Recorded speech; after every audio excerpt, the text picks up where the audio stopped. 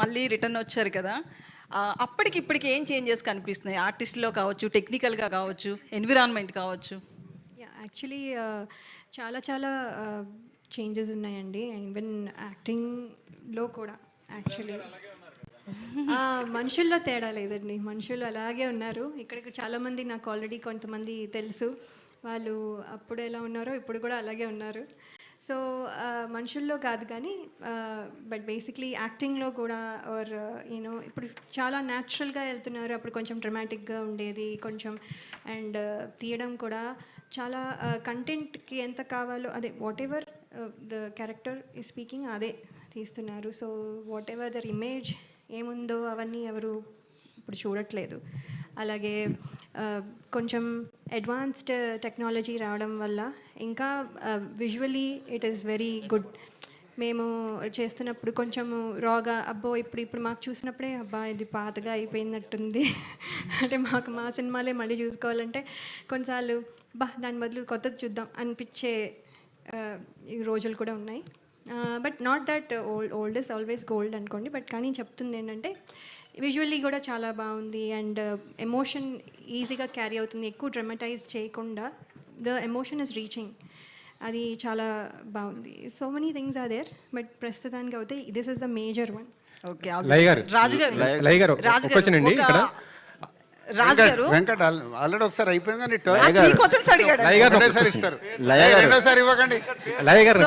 రాజుగారు నువ్వు ఉన్నారు కదా లయగారిని అడుగుతున్నా సార్. ఒకటేసారి మైక్ తీసుకొని అడిగేయాలి. ఏం లేదండి, హీరోయిన్స్ అందరు కూడా సెకండ్ లక్ష్మి గారు. రాజు గారు సారీ ఈ క్వశ్చన్ అడుగుతున్నందుకు ముందే చెప్తున్నా, అవుట్ ఆఫ్ తమ్ముడిని కాకుండా వేరే క్వశ్చన్ ఆన్సర్ ఇవ్వబడదు. No out of the box question. నేను అసలు సమస్య లేదు. ఫస్ట్ ఒక ఆల్రెడీ సినిమాలో ఉంది కదా మాట తప్పినా ఏదో రాశాడు, ఇది కూడా అంతే. తమ్ముడు కాకుండా వేరే దానికి ఆన్సర్ లేదు. ఇండస్ట్రీ పెద్దగా మీరున్నారు, అది మళ్ళీ ఆఫీస్కి రా, కెమెరా తీసుకొని ఆఫీస్కి రా, అక్కడ మాట్లాడదాం. నా వల్ల తమ్ముడు సినిమాలకు వెళ్ళి డీవియేట్ అవ్వడం నాకు ఇష్టం లేదు. సప్తమి గౌడ ఈ తమ్ముడు స్టోరీ అంటే యాక్చువల్లీ మీరు మ్యారేజ్ చేసుకున్నారు, యుఎస్ వెళ్ళిపోయారు కదా. తమ్ముడు స్టోరీ చూస్తుంటే ఏజెన్సీ నేపథ్యంలో కొద్దిగా హార్డ్గా కనిపిస్తున్నది ఈ స్టోరీ. మీకు డైరెక్టర్ గారు చెప్పినప్పుడు మీకు ఎలా అనిపించింది? ఇది మీకు ఆ క్యారెక్టర్ ఏంటి అసలుకి? సినిమా చాలా చాలా కథలు ముందు కూడా చెప్పారండి, కానీ ఈ కథతో కంబ్యాక్ రావాలి అని అనిపించే అంత బాగుంది. నాకు ఫస్ట్ నుంచి చెప్పినట్టుగా ఎలా అయితే ఉందో ఇప్పుడు స్క్రీన్ మీద దానికంటే 10 రెట్లు ఎక్కువగా అనిపిస్తుంది. సో ఇది డెఫినెట్లీ నాకు మెమొరబుల్గా ఎప్పుడు గుర్తుండిపోయే బెస్ట్ ఫిల్మ్ అవుతుందని నేను అనుకుంటున్నాను. నితిన్ గారు ఇక్కడ నితిన్ గారు బేసికలీ నితిన్ గారిని అడగలేదండి, రాజుగారు వద్దన్నారు కదా ఇందాక.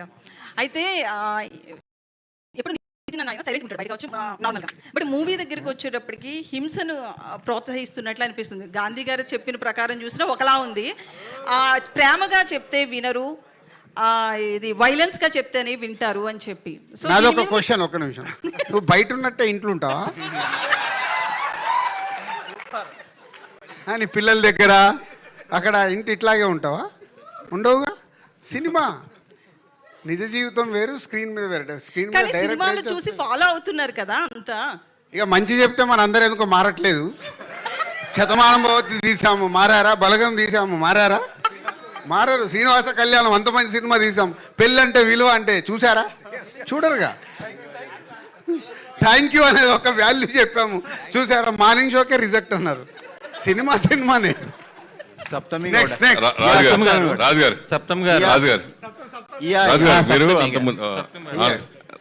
రాజు సూపర్ స్టార్ కృష్ణ గారి దగ్గర నుంచి హీరోలు రిమ్యునరేషన్ లేకుండా చేసినవి ఉన్నాయి, రిమ్యునరేషన్ తిరిగి చేసినవి ఉన్నాయి.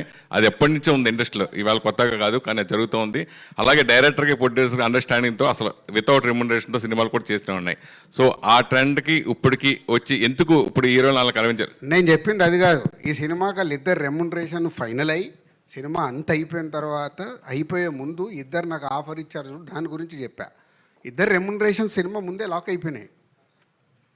సినిమా ఫినిషింగ్లో ఉన్నప్పుడు డైరెక్టర్ వచ్చి "ఇగో ఇది ఇది ఉంది సార్, ఇది ఇది ఉంది" అని చెప్పి అప్పుడే ఓపెన్గా నేను అలా డల్గా ఇది నంబర్లన్నీ వేస్తుంటే పెన్ను తీసుకొని ఇవి నా రెమ్యునరేషన్ ఇక నుంచి వద్దు సార్. అలాగే నితిన్ దగ్గర ఇలా డిస్కషన్ వచ్చినప్పుడు అంకుల్ మీరు ఎంత పంపిస్తే నాకు అంతే రెమ్యునరేషన్ ఈ సినిమాకి. దాన్ని అప్రిషియేట్ చేస్తున్నాను. రెమ్యునరేషన్లు అన్నీ ముందే మాట్లాడుకుంటాం. తర్వాత మెయిన్ ఏంటంటే ఇప్పుడు వ్యూస్ గురించి మాట్లాడుతున్నారు. నిజంగా సాంగ్స్ ఆడియో కంపెనీలు కొనేది ఆ వ్యూస్ ఈ 10 మిలియన్స్ 50 బిలియన్లు ఇలా ఎంతో మనం చూసాం. సో